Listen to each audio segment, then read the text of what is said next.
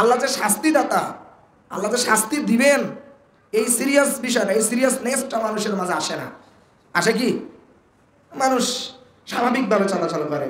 মানুষ বুঝতে চায় না যে আমার কবরের আযাব হবে, মানুষ বুঝতে চায় না যে জাহান্নামের আযাব আছে, মানুষ বুঝতে চায় না যে আল্লাহ তাআলা আমাদেরকে শাস্তি দিবেন, এটা মানুষ বুঝতে চায় না। আত্তাকুল্লাহ ইন্নাল্লাহা শাদীদুল ইকাব বলে নাই?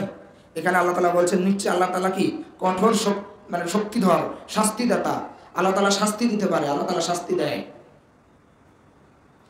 তাহলে আমরা যদি ফিতনা ফাসাদ করি, আমরা যদি ঝগড়া করি, আমরা যদি দ্বন্দ্ব লাগিয়ে দেই, আমরা যদি চগলখড়ি করি, আমরা যদি গীবত করি, আমরা যদি বিভিন্ন পাপের সাথে জড়িয়ে পড়ি, তাহলে আল্লাহ তাআলা কিন্তু আমাকে শাস্তি দিবে, আমাদেরকে শাস্তি দিবে, শাস্তি দিবে। এই শাস্তি দিবে কথাটাই একজন মানুষের অন্তরে মধ্যে ঢোকে না। আর এই ঢোকে না বিধায় তো মানুষ ফিতনা ফাসাদে লিপ্ত হয়ে থাকে, তাই না? মানে ঢুকে না, মানুষ এটাকে স্কিপ করে চলে যায়, মানুষ এটাকে হাইড করে চলে যায়। আল্লাহ যে শাস্তিদাতা, আল্লাহ যে শাস্তি দিবেন, এই সিরিয়াস বিষয়টা, এই সিরিয়াসনেসটা মানুষের মাঝে আসে না। আসে কি? মানুষ স্বাভাবিকভাবে চলাচল করে।